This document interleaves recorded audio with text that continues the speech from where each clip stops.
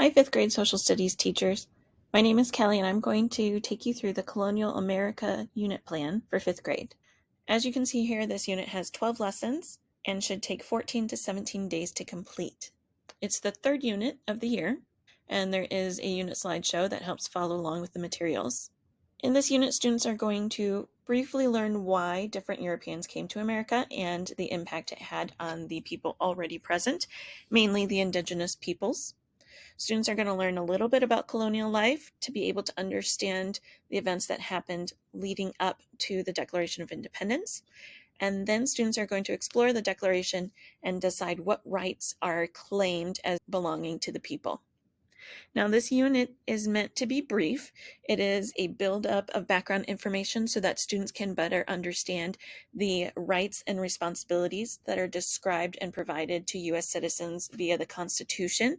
This is the main focus of the fifth grade year as rights and responsibilities, but students do need this unit in order to understand kind of those lead-up events that get us to the Declaration, the American Revolution, and finally the development of the Constitution. We do approach the topic of slavery in this unit. If we are using correct language, we will want to use enslavement instead of slavery, and we'll want to say enslaved person instead of slave.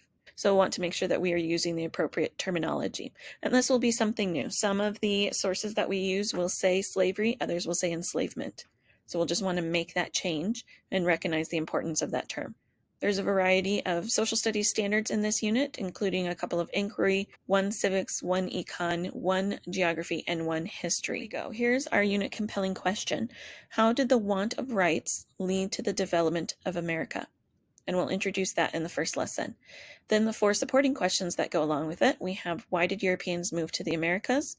What was life like for people living in colonial America? Why did some colonists want independence from Britain? And why was the Declaration of Independence written and what did it mean? So you can see we're expanding from when we had Europeans come over to the Americas all the way through to the Declaration of Independence and its purpose. There's a formative task or more for each one, mostly centered around the supporting question. Series of sources listed, some vocabulary, and the summative assessment for this lesson is simply to construct a response to the compelling question, but we're supporting it with reasoning and evidence. So we're getting some language arts standards as well as some of the social studies inquiry standards involved in this summative. As you can see, the sequence of lessons within the unit is divided into chapters. This is a little bit different than the last 2 units. These chapters are tied with the supporting question. So chapter 1 lessons are all about supporting question 1, chapter 2 is supporting question 2, and so on and so forth. You can see the number of lessons as well as the approximate number of days each chapter will take. As you move through the unit plan, you can simply click on the link and it'll take you to that chapter, or you can continue to scroll through. At the start of each chapter, we will see an overview for that collection of lessons, and it looks like a shortened version of the overview that we have for the unit. So we have a lesson title, which in this one is Columbus to the Colonies. We have the supporting questions, the compelling question, an overview, some standards that are particular to this chapter, and the objectives and targets for the lessons.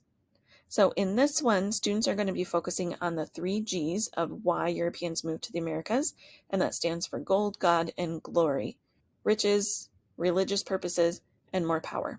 Students are going to be introduced to labor styles used, indentured servitude, and enslavement, and then we're going to consider the positives and negatives of European settlement in the Americas. Lesson 1 goes along with slides 1 through 4. And so we start by asking students to look at the images on slide 2 and making a list of what they see. So here it is right here. And what we're doing is we're introducing this concept of our theme for the rest of the year, which is rights and responsibilities. So after looking through and kind of pulling the rights and responsibilities from the different pictures, then we move into the compelling question, which again is on a slide. If you notice as you move through, the slides are noted in the lesson plan itself so that you can follow along. At this point, we're kind of given a reminder of what a compelling question is, and students should have experience of this from previous grades of compelling questions and supporting questions, but it's always a good thing to review. Then you move on and you generate a class list of rights. It could be at home, school, community, and then you're talking about what it would be like if some of those rights went away. So kind of getting students to think about that idea of rights versus responsibilities. Then we move into lesson 2, And we're going to start talking about the early American history, and we're going to talk about what a supporting question is. And then we use this plan called Columbus to the Colonies. It's from iCivics, and while the materials are here and in the lesson plan, it's a good idea to get an iCivics teacher account. It's free, and it enables you to link things directly from iCivics to Google Classroom for students to work. So there are reading materials, there's a worksheet along, and what we're focusing on in this one is gold of the 3Gs, and it's focusing on how people are trying to earn their riches and have a better life. And then we're also going to talk about indentured servitude and how that moved into slavery. Again, we need to make it sure say enslavement so that we're using correct words. We're also going to talk a little bit about the indigenous cultures. Not too much. It'll happen again in a later lesson. So lesson 3, then we're moving on to the God and glory. So the religious and the power-seeking aspects of Europeans moving to the Americas. So in this case, we're going to talk about religious freedom. In lesson 4, we're wrapping up our thoughts around supporting question 1, and we're reviewing the motivations, the 3Gs, as well as then considering the positives and negatives of having Europeans move into America. With this, we look at the triangle trade in the middle passage, and this is a big focus on enslavement. Lesson 5 is the formative assessment, and it is creating a response to supporting question 1, and there's multiple ideas of how to do this. In chapter 2, we're going along with supporting question 2 and focusing on what life was like for people living in colonial America. So we're going to focus on the 3 main colonial regions. We're going to look at how the geography played into the development of the culture and the economy, and we're going to do a little bit of research to learn about some of the aspects of daily life. So lesson 6, we kick off with the 13 colonies. There are various maps that we can use to explore the different aspects of each region. In lesson 7, we spend more time considering what life was like, particularly for children, as that's a better connection for our 5th grade students. And then students can spend more time researching more about the aspects of colonial life that interest them and create a little slideshow. Then in chapter 3, we're focusing on supporting question 3 and determining why some colonists wanted independence from Britain. So we're going to focus on those actions from Britain that are eventually going to get us to the Declaration of Independence. So this one follows another iCivics lesson called Hey King, Get Off Our Backs. And there's lots of good materials in here. Again, you can link it directly from iCivics, but we do kind of pick and choose what we're doing. At this point, we have some focus on what the King of Britain is doing as far as the government side of control in the Americas. And so we're trying to learn what some of the colonists are thinking about, and also noting that not all colonists think that we need to be separate, be independent from Britain. Then in the next lesson, we continue with this, and we're going to start looking again at the feelings of the colonists, and we're going to explore the Boston Tea Party. Now, there are a ton of events that happen, the Boston Massacre, the Boston Tea Party, all sorts of things. We're only going to focus on the Boston Tea Party because this is the one that shows a lot of the feelings that the colonists are having, as well as it is one where it requires a full response back from British government. Of course, we have the theme of the no taxation without representation, coined by the Sons of Liberty. In the next lesson, we look at loyalists versus patriots and undecided, and we're going to kind of focus on the perspectives. And then there's an optional lesson that provides some additional information on the Boston Tea Party. And again, right here you see in highlighted, we're not covering the Boston Massacre at all. This is heavily covered in 8th grade, and honestly, it's not what we need to do to be able to focus on the perspectives.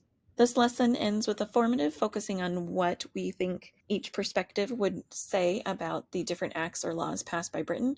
There's a suggested diary entry activity, but of course you can just simply do a basic paragraph response if that's easier. So then we move on to chapter 4, which is connected to the supporting question 4 about the Declaration of Independence, why it was written and what it means. So in lesson 11, we're learning about the Declaration of Independence, particularly the preamble. So we're going to understand more about what it means. We're going to look at primary and secondary sources, and we're going to break down some of the key phrases like life, liberty, and pursuit of happiness. One aspect that you'll want to make sure you talk about is the concept of setting up a government through the Declaration. So we have people in the colonies who are unhappy about British policies, so they're writing this document to kind of explain that we're getting away from Britain, but also it sets up an outline for what will come when we eventually get to the Constitution.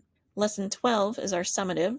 So we're going to focus on the compelling question, and really what we want students to be able to do is simply write a response to the compelling question but we need to have reasoning and evidence. This reasoning and evidence can come right from the unit, and of course remind students that anything that they wrote for the supporting question should be able to help them answer the compelling question.